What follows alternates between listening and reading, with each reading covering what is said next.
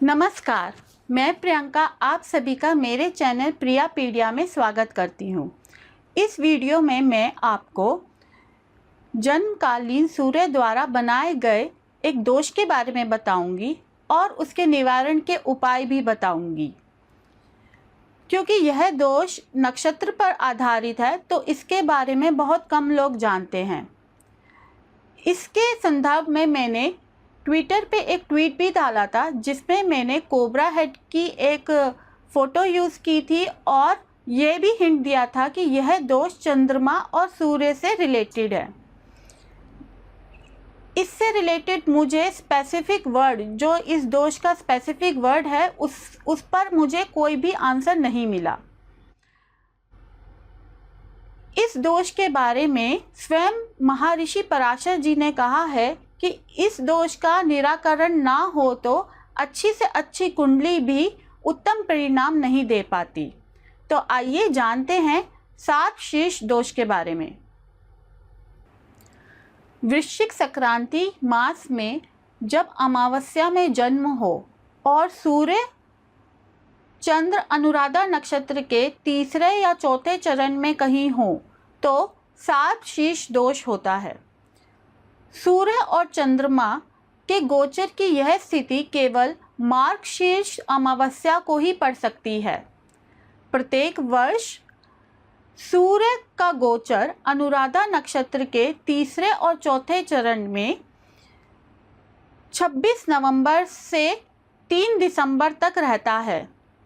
यदि उस पर मार्गशीर्ष अमावस्या हो और सूर्य और चंद्र एक साथ ही उसी समय इकट्ठे अनुराधा नक्षत्र के तीसरे और चौथे चरण में हो तो सात शीर्ष दोष बनता है, अन्यथा नहीं बनता।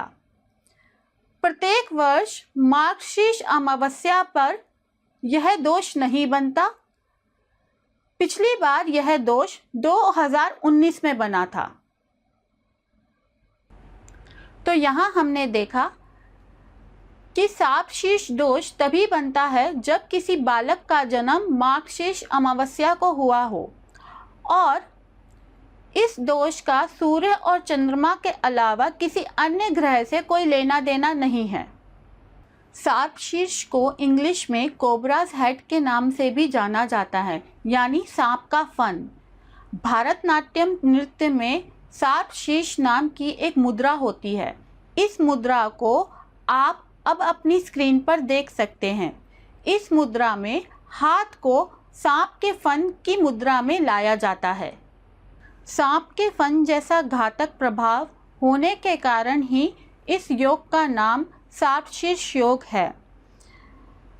इसमें जन्म होने पर निरंतर रूप से खराब तबीयत, कैरियर में लगातार उठापटक और अस्थिरता बनी रहती है, मानो जातक स्वयं सांप के फन पर डोल रहा हो, कभी इधर कभी उधर, और भाग्य का साथ भी कम मिलता है।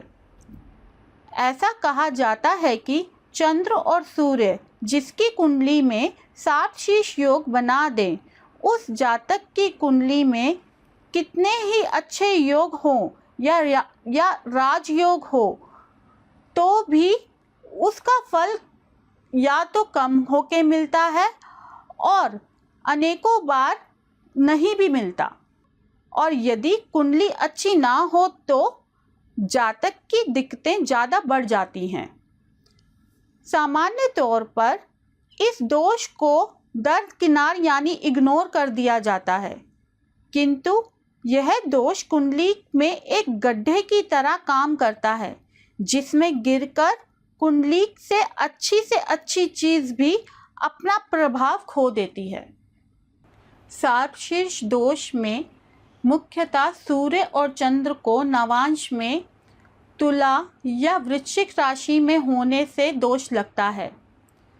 इसे आप काल सर्प या सर्प दोष से कंफ्यूज ना करें, ये उनसे एकदम अलग है। इसका निवारण भी अत्यंत आवश्यक है। एक बार निवारण कर लेने के बाद यह दोष शांत भी हो जाता है। तो आइए इस दोष के निवारण की विधि के बारे में जान लेते हैं कि यह दोष हम कैसे शांत कर सकते हैं।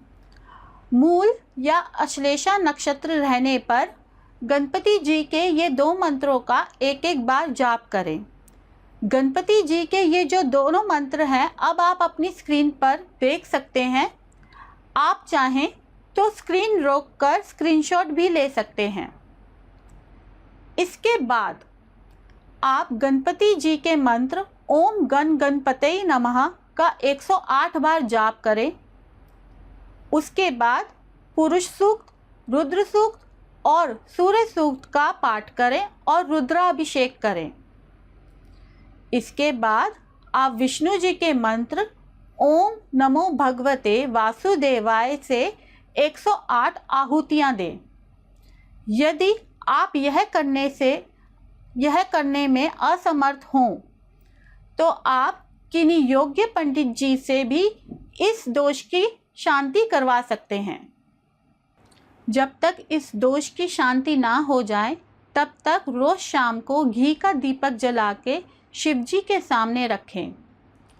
तो ये था दोस्तों सर्पशीर्ष दोष पर मेरा आप सभी को जानकारी देने का एक छोटा सा प्रयास। आशा करती हूँ आपको ये वीडियो पसंद आया होगा। अगर आपको ये वीडियो पसंद आया है तो मेरे वीडियो को लाइक करें, चैनल को सब्सक्राइब करें, यह वीडियो अपने फैमिली फ्रेंड्स में शेयर करें। ट्विटर पे मेरी आईडी है एस्ट्रो अमीगो, उसे फॉलो करें। इंस्टाग्राम पे मेरी आईडी है ऑफिशियल प्रिया पीडिया, उसे भी फॉलो करें। तो दोस्तों मिलते हैं अगले वीडियो में किसी और टॉपिक पे चर्चा करते हुए। जय श्री राम।